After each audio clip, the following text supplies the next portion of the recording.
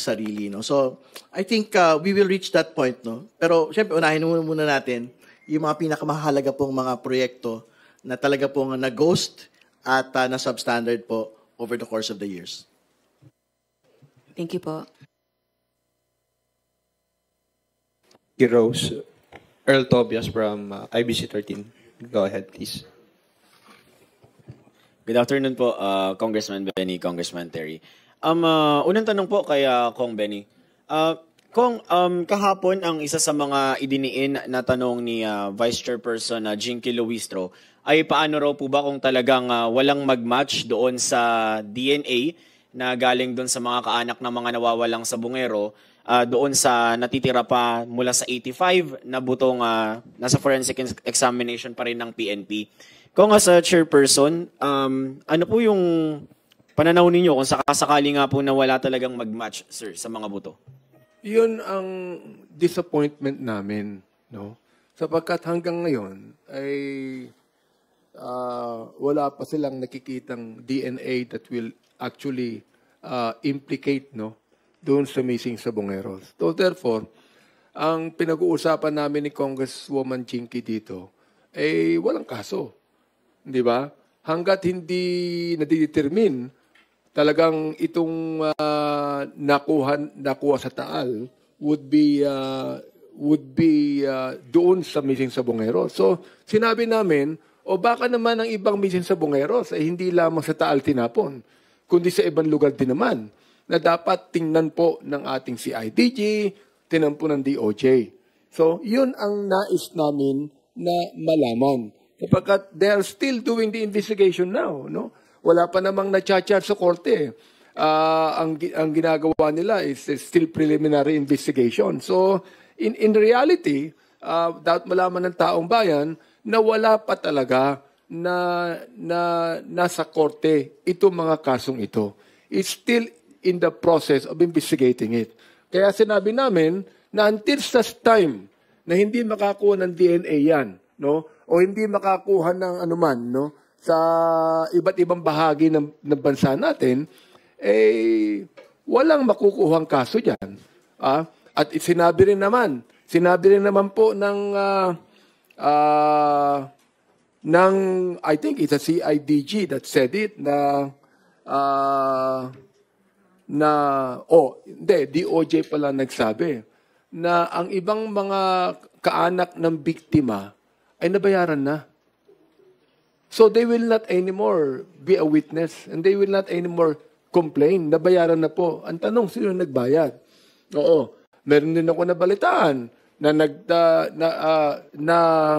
ito ay nagkaroon na ng bayaran din naman sa Philippine National Police. We'd like to find out. Kaya nga sila harap sa Quadcom para malaman namin totoo ba ito.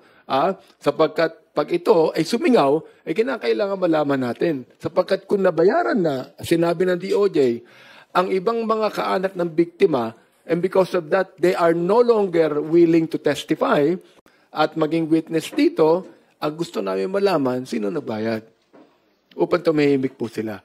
At mayroon po bang pera na nagkabayaran dyan sa iba't ibang ahensya ng gobyerno? Thank you, Kong. Follow up on the other hand, kapag iba naman po yung sitwasyon, ano naman po yung implikasyon nun kung sakaling, gaano kabigat yung implikasyon kung sakasakali na dun sa mga natitira pang ini-examina ay mag-match sa kahit isa lang sa mga nawawalang missing sabongero ko? Ay, merong, kung kahit isa lang, may mag-match dyan, tuloy ang investigasyon. Tuloy dapat na, because that would be now not only a specific statement, pero it's now a general statement na kung may mag-match dyan, talagang malaki na ito. Now, gusto ko lang sabihin, sapagkat nakalagay sa isang pahayagan natin, the NAPOLCOM places ex-CIDG Chief Brigadier General Romeo Macapas na under preventive suspension over alleged tampering with the investigation into the abduction of sabongeros. Ngayon lang yan. We would like to find out bakit nagkaroon ba ng palitan ng pera dyan. Ano ba nangyari dyan? You see that? Kaya kailangan makita po natin ito sapagkat dapat malaman ng taong bayan talaga nangyari dito.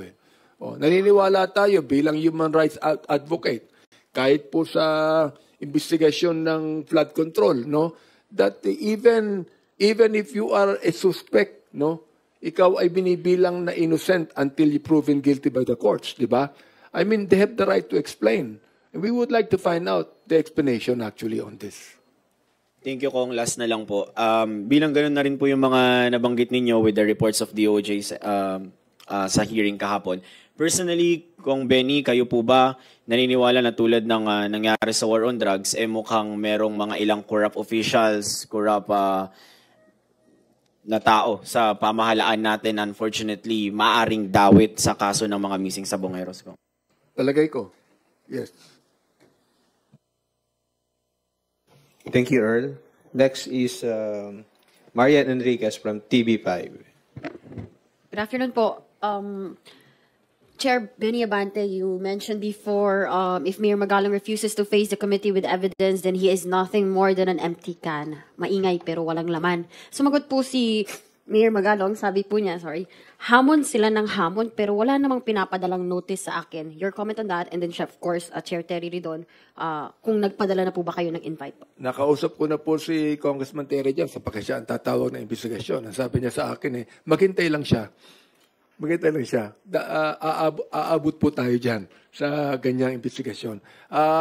Naniniwala po ako ito. Gusto kong sabihin sa kanya. Sapagkat sinabi din niya na baka naman pag nagpunta ko dyan, pinre-empt na niya Baka naman pag napunta ko dyan, gagawin akong parang hostile witness rather than the one that will actually divulge all of the corruption issue. Hindi po.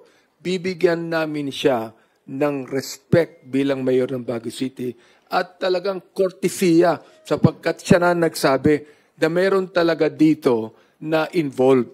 Ang nais lang namin ay humarap siya, mag-take siya ng oath, ipangalan niya at ibigay niya lahat ng ebidensya tulad ng sinabi niya sa ating Pangulo. Nagulat nga siya yung sinabi ng Pangulo na, magkikipag-usap ako sa iyo. Binigay niya yung mga documents. Pag siya naimbitahan po at talagang iimbitahan siya one day, huwag siya mag-alala, darating po yung invitasyon na yan, ay humarap siya at sabihin po niya sa taong bayan, sino man yan, ano man yan. Salamat, Marian. Sorry, just to respond. Well, again, to reiterate what we had already stated before, malaya po si Mayor Magalong na magpunta po sa Kongreso. Like what Congressman Benny had stated, the invitation to him will come in time. But again, the requirement for him to do this is first to do it under oath and particularly disclose the 67 lawmakers that he's saying that are contractors, and secondly, the list of lawmakers that he has na tumatanggap po ng 30 to 40% kickbacks, no? But if he will do this under oath, he will be afforded all the respect and dignity po sa pagpunta po sa isa pong komite po ng Kongreso. Sir, gusto ko lang linawin, no? I'm not actually against Mayor Magalong. Sinusuportahan ko siya sa kanyang expose.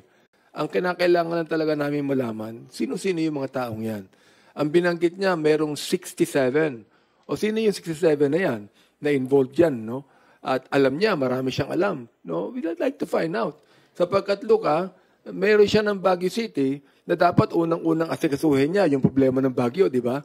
I do not know why he has been saying this publicly to ang Kongreso ang kanyang tinutuon dito. So, I would like, again, to issue the statement and tell him na, sabi nga ni Congressman Terry, darating po ang panahon na imbitahan siya. So, hindi po siya invited for the first September 2, first hearing? First hearing. I don't think he has personal knowledge on Bulacan issues.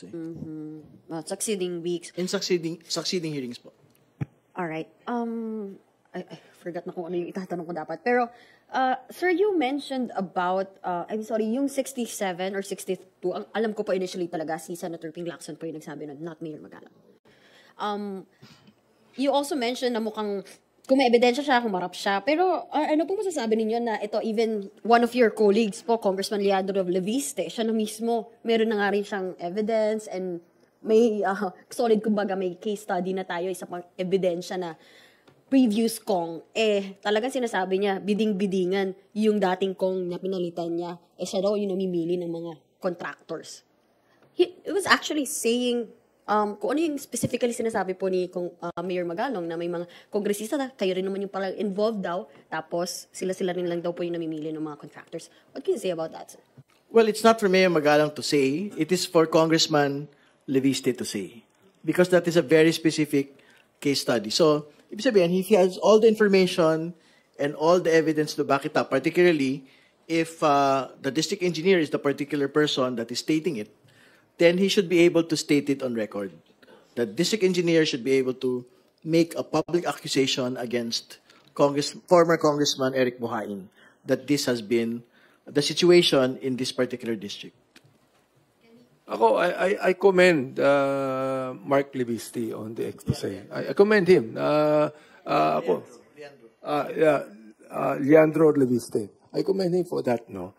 Nakausap ko din siya kahapon in the interview na kahapon nag-file na siya sa prosecutor's office ng mga demanda doon sa district engineer, no? At nais din niya na maging state witness ito upang i-divulge na kung sinong involved yan behind that, no? Na yung pagkakambanggit niya doon sa dating congressman, I hope na there is no politics in this sapagkat alam ko na sisigaw yung dating congressman o politiko lang to So, he must separate himself from any kind of a political view on this. Talagang gusto niyang makita ng taong bayan na ito talagang corruption ito. Thank you, sir. Last na lang po, pahabol ko lang po kasi dun sa mga naging interview ni VP Sara, meron din po siya sinabi about nga dun sa, sunod ko lang dun sa mga school buildings. Baka would you like to comment po since nandito na po kayo previous congresses?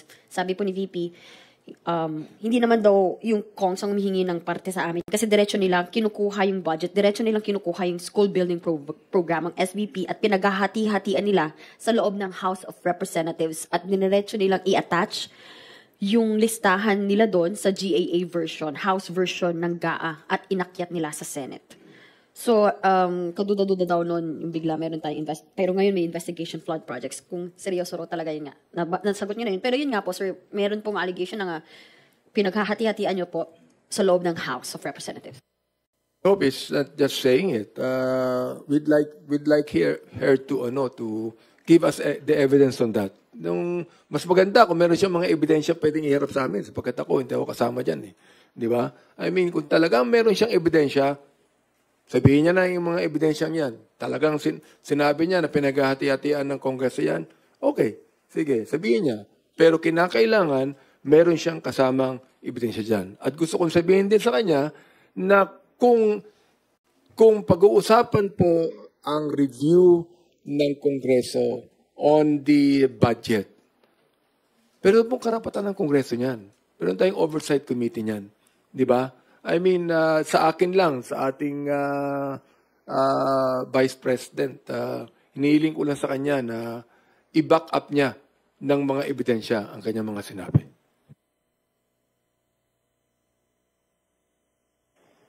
Thank you, Marian. Willie Delgado from DCMM PRTV. Magandang hapon, no? Bago yung aking tanong, buntutan ko lang tungkol kay Magalong. Wala ho ba magiging kondisyon sa pagdalo ni Mayor Magalong since ang ilan sa mga binabanggit niyang involved sa flood control corruption is dito sa Congress? I-reiterate ko lang binanggit ko po kanina, he will be afforded all the respect, no, as Mayor of Baguio City. But he will be required to do under oath two things. No? First, disclose the 67 names. Nabanggit kanina na it was originally Senator Lacson. But he also stated it. He reiterated that number, yung 67 lawmakers, contractors. So he has to be able to disclose it to the committee under oath. No? Second, yung pong binabanggit niya, paulit-ulit din po ito, meron pong lawmakers na kumukuha po ng 30 to 40% kickbacks. So he needs to be able to disclose it also under oath. Kasi mabibigat po naman akusasyon po ito eh. Hindi ba? So yan po.